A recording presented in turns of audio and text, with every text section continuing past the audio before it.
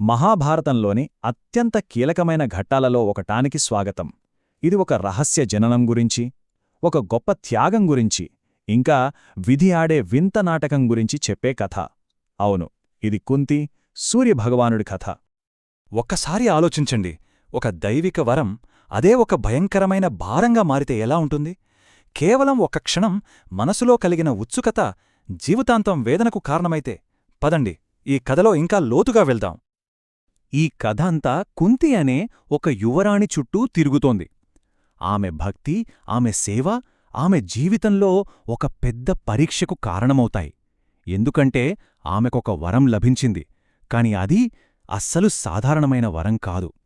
విషమేంటంటే దుర్వాస మహర్షి ఆమె సేవకు, భక్తికి ఎంతగానో మెచ్చుకుంటారు.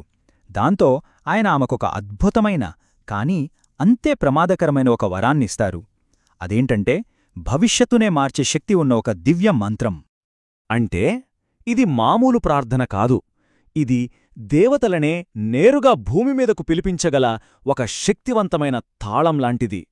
ఆలోచించండి, ఇంతటి శక్తి ఒక యువరాణి చేతికి రావటం వరమా, లేక రాబోయే పెనుతుఫానుకు సంకేతమా? అయితే యవ్వనంలో ఉండే సహజమైన ఉత్సుకత ఉంటుంది గదా, ఆ మంత్రం శక్తి ఏంటో పూర్తిగా తెలియక కుంతి దాన్ని పరీక్షించాలని అనుకుంటుంది. అంతే, ఆ ఒక్క చిన్న ఆలోచన ఒక మహాసామ్రాజ్యం తలరాతనే మార్చేస్తుందని పాపం ఆమె ఊహించలేకపోయింది. వెంటనే దాని పర్యవసానాలు ఏంటో కూడా ఆలోచించకుండా ఆకాశంలో ప్రకాశవంతంగా వెలిగిపోతున్న సూర్యభగవానుడిని తలుచుకొని ఆ మంత్రాన్ని పఠిస్తోంది. అంతే, క్షణాల్లో 1000 సూర్యుల కాంతితో సూర్యదేవుడు ఆమె ముందు ప్రత్యక్షమవుతాడు. అది చూసి కుంతికి ఉత్సుకత కాస్త భయంగా మారిపోతుంది. వెంటనే, స్వామీ, ఇది నా అజ్ఞానంతో చేసిన తప్పు, దయచేసి నన్ను క్షమించి వెనక్కి వెళ్ళిపోండి అని వేడుకుంటుంది. కాని దైవిక నియమాలు చాలా కఠినమైనవి, దేవతలు కూడా వాటిని దాటలేరు.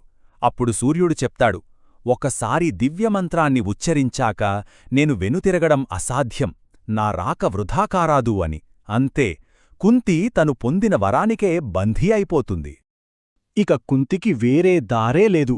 తన ఒక్క క్షణం ఉత్సుక్తకు ఇప్పుడు పర్యవసానాన్ని ఎదుర్కోక తప్పదు. ఆ పర్యవసానమే సూర్య తేజస్సుతో వెలిగిపోతున్న ఒక కుమారుడి జననం.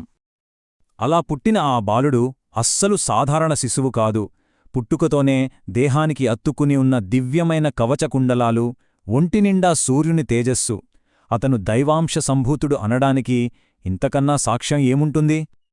ఆ బాలుడే కర్ణుడు, సూర్యపుత్రుడు.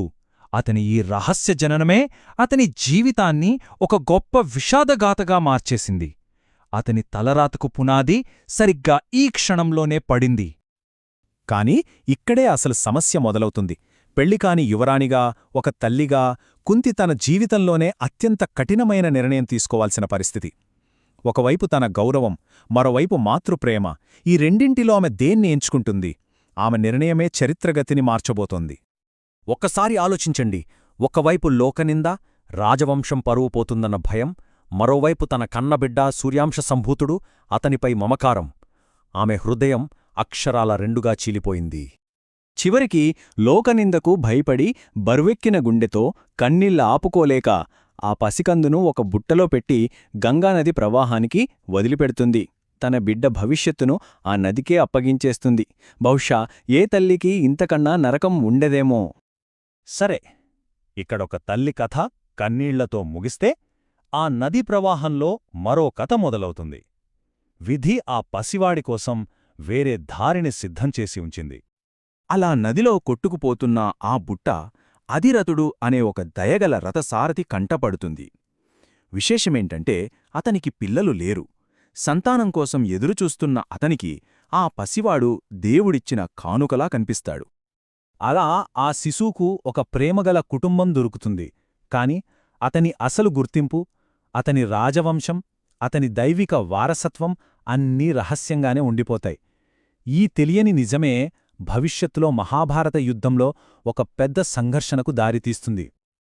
చూశారా విధి ఎలా ఆడిందో? తల్లి కుంతి హస్తినాపురానికి రాణి అవుతుంది. కొడుకు కర్ణుడు ఒక సూతపుత్రుడిగా పెరుగుతాడు. ఇద్దరి దారులు పూర్తిగా వేరైపోతాయి. వాళ్ల మధ్య ఉన్న పెద్ద రహస్యం కాలంలో కలిసిపోతుంది. అంటే కర్ణుడి జననమనేది ఒక కథకు ముగింపు కాదు, అది మహాభారతంలోని అత్యంత గొప్ప కాని విషాదకరమైన ఒక వీరుడి కథకు ఆరంభం మాత్రమే. ఇది మనకేం చెబుతుందంటే, ఒక్క రహస్య నిర్ణయం, ఒక్క క్షణం తీసుకున్న నిర్ణయం ఒక మహాసామ్రాజ్యం తలరాతను ఎలా మార్చేస్తుందో కదా.